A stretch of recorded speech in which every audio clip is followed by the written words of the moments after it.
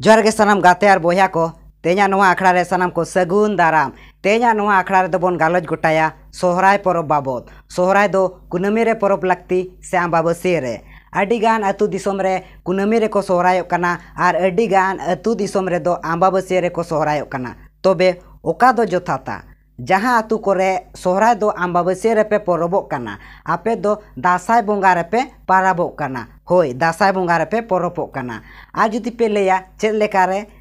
एनखान आंजम पे दासाय बोंगा रे दो चेद बोन चिकया दासाय बोन एनेजा मुलुग मोड़े माहा खोना बिजोड़ माहा धाबिज ओना पोरे दासाय कुनामी पारम काते दो आंबाबासी नोय जे आंबाबासी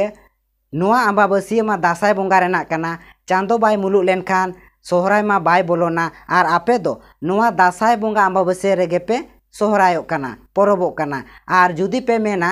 बांगा नोआ दो सोहराय बोंगा रेना आंबाबासी गे कना एनखान मा आपे गे उयहर पे सेदाय हापड़ाम को कथा हापड़ाम को मेन अकादा बारिया चांदो रेना हांडी बाबन बोंगाया बारिया चांदो रे बाहू जावाय बाबन नेल कोआ एनखान मा हांडी दो ओका चांदो रे दोहो कना दासाय बोंगा रे आ तीस बोंगा कना सोहराय रे ओनाते आबो दो सोहराय